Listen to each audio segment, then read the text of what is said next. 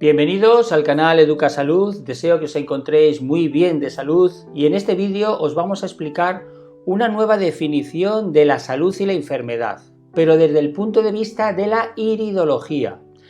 No la incluimos en el vídeo de definiciones anterior de salud y enfermedad porque creo que merece una atención especial. Así que empezamos.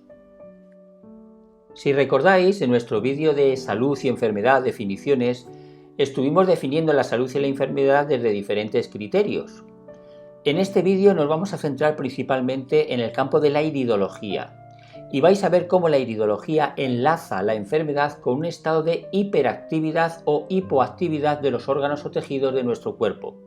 Y este concepto de hiper o hipoactividad es bastante antiguo, ya que el doctor Palmer, el padre de la quiropraxia en el siglo XIX, afirmaba que la anormalidad en el funcionamiento corporal se halla directamente relacionada con la hiperactividad o hipoactividad en el aprovisionamiento nervioso de los tejidos, y esto a su vez causa que los tejidos y órganos se vuelvan funcionalmente hipo o hiperactivos. Esta visión de Palmer de la causa de la enfermedad también puede usarse como principio para entender la salud en general. Por lo tanto, si un órgano tiene un nivel de actividad normal, decimos que es saludable y que está equilibrado. Es fácil. Un ejemplo, de la misma manera que a la hora de comer no deseamos que la comida esté demasiado fría ni demasiado caliente, una actividad histológica justo en el medio se asocia con una buena salud. Todos, por ejemplo, conocemos lo que ocurre si un niño es hiperactivo o hipoactivo. Un niño hiperactivo es una fuente de preocupación para los padres y no es algo deseable. Pero ver a un niño hipoactivo es también igual de preocupante. Bueno, pues de la misma manera sucede con nuestras células, tejidos, sistemas, aparatos y órganos corporales. Si un tejido funciona en exceso por aumento de flujo nervioso, se dice que es hiperactivo y que está en estado agudo. Por el contrario, si el órgano o tejido funciona por debajo de lo normal, se dice que se encuentra en estado hipoactivo o subagudo, crónico o degenerativo. En cualquiera de esas situaciones hay una alteración. Si ese estado de hiperactivo o hipoactivo se prolonga en el tiempo, conducirá a la enfermedad con sus síntomas correspondientes. Y además hay que entender un asunto, que si un órgano no funciona correctamente, puede interferir con el mal funcionamiento de otros órganos. De aquí el dicho popular que una operación quirúrgica conduce a otra operación quirúrgica. Bien, vamos a hablaros ahora un poquito más de la hiperactividad y de los síntomas que están asociados con este estado. Mirad, toda hiperactividad orgánica es una condición aguda. Es un exceso de flujo nervioso, tanto del sistema nervioso central como del sistema nervioso autónomo hacia el órgano en particular. En todos estos casos, la hiperactividad nerviosa hacia el órgano en cuestión proporciona un mayor suministro de sangre y por lo tanto de nutrientes. La hiperactividad orgánica es lo que está asociado con todas las enfermedades que terminan en itis, es decir, una bronquitis, una cistitis, son estados de hiperactividad. Y es el esfuerzo orgánico por disolver, descomponer, neutralizar, destruir todo lo tóxico que se está acumulando o haciendo daño al tejido o al órgano.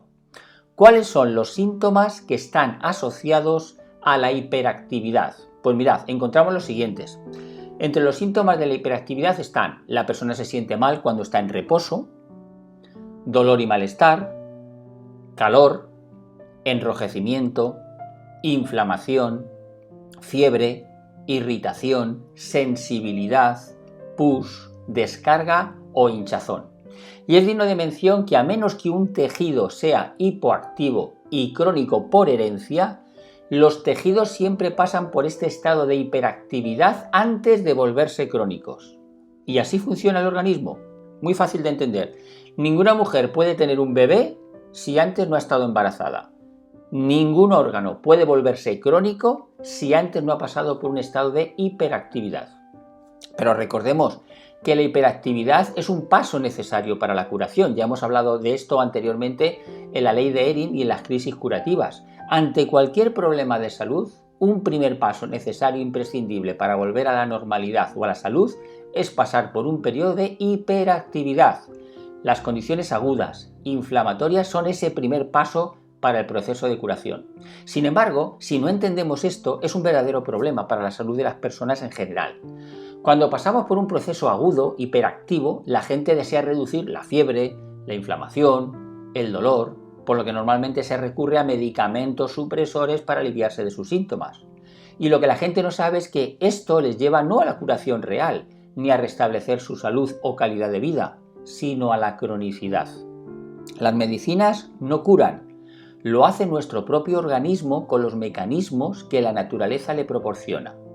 Si sabemos tratar adecuadamente los procesos hiperactivos o agudos, nos llevarán a la salud. El cuidado incorrecto o supresivo y la probable negligencia nos conducirá a la cronicidad. Y aunque los estados crónicos son menos molestos que las etapas agudas de la enfermedad, pueden ser más destructivas a largo plazo. Hablemos ahora de la hipoactividad y de sus síntomas. Mirad, la hipoactividad orgánica está asociada, como hemos dicho, con el estado crónico. En este caso, el flujo nervioso hacia el órgano, el sistema o el tejido es deficiente. Es decir, el tejido o el órgano no recibe ni la energía, ni la sangre, ni los nutrientes que se necesita para cumplir su función. Podemos decir que todas las enfermedades que terminan en osis, cirrosis, osteoporosis, son enfermedades por hipoactividad, así como todas las enfermedades llamadas degenerativas. Entre los síntomas que se asocian con la hipoactividad encontramos los siguientes: baja temperatura del tejido afectado, rigidez, dolor sordo o falta de dolor, pérdida del funcionamiento, falta de descarga, falta de pus, poca inflamación o ninguna. Las enfermedades por hipoactividad o enfermedades crónicas son más molestas que dolorosas, pero son serias. Se desarrollan principalmente por no haber tratado adecuadamente los síntomas de hiperactividad o las enfermedades agudas. Y otra posible causa de una enfermedad por hipoactividad o crónica es la debilidad hereditaria del órgano o del sistema orgánico. A diferencia de las enfermedades hiperactivas, las enfermedades crónicas son más difíciles de tratar para los médicos. Por lo general se dice al paciente que tiene que aprender a vivir con este estado, con el estado crónico o hipoactivo.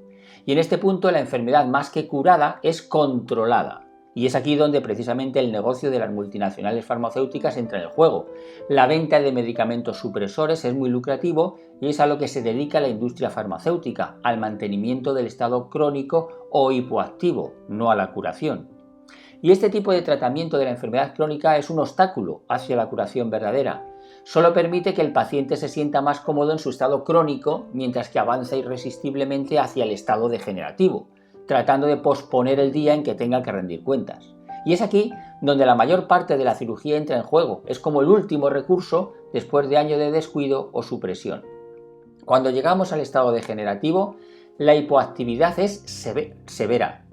La falta de energía nerviosa, de oxígeno, de vitaminas, de minerales, de enzimas, de hormonas, de sangre, de un sistema inmune normal, de reacción, todo eso conduce a la destrucción del tejido o del órgano. Y en esta etapa, el tejido conserva muy poca, si acaso, alguna capacidad funcional.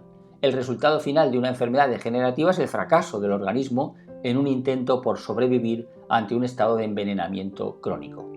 Recordad cómo saber si yo tengo un órgano hiperactivo o hipoactivo. La iridología. La iridología es la ciencia que estudia el iris, pero lo estudia desde un punto de vista que hemos señalado: hiperactividad o hipoactividad. La iridología no diagnostica enfermedades ni las clasifica, pero sí nos habla de hiper o hipoactividad orgánica. La iridología no puede decirnos si usted tiene una úlcera de estómago, pero puede decirnos si la porción de su iris que representa de forma refleja al estómago muestra que el tejido gástrico es hipoactivo. La iridología no puede decirnos si usted tiene cálculos biliares, pero puede decirnos si la porción de su iris que representa de forma refleja la vesícula biliar muestra que el tejido es hipoactivo. La iridología no puede medir si usted tiene fiebre, pero puede decirnos si ciertas porciones de su iris que representan a la garganta, la faringe, los bronquios, etc., se encuentran en un estado de hiperactividad. Y así podríamos analizar cada órgano del cuerpo. Realmente es algo maravilloso. Por lo tanto, un estudio iridológico se dirige principalmente a determinar el nivel de actividad de los tejidos y no a diagnosticar o denominar enfermedades. Recuerde, Los tejidos sanos no son hiperactivos ni hipoactivos, desempeñan una actividad normal. Y un buen iridólogo no necesita diagnosticar enfermedades, para eso ya están los médicos, ese es su trabajo, sino que lo que hace es definir si los tejidos son hiper o hipoactivos, agudos o crónicos. Y una última reflexión. Si nuestro organismo tiene este sencillo método de análisis para conocer nuestro estado de salud, que es la iridología, ¿no será que la naturaleza de las enfermedades es solo cuestión de hiperactividad o hipoactividad? Es verdad, puede parecer muy simplista, pero dejando a un lado las enfermedades genéticas, ¿qué es todo lo demás? Bueno, espero que este vídeo os haya ayudado a comprender cómo la salud y la enfermedad están enlazadas con la hiper o hipoactividad de los tejidos y cómo la iridología es una excelente herramienta para conocer qué órganos son los más afectados por la alteración de la energía vital. En el próximo vídeo os vamos a hablar de los principios de la curación en la medicina natural, algo que todo profesional de la salud y todo paciente deben conocer. Buena salud a todos.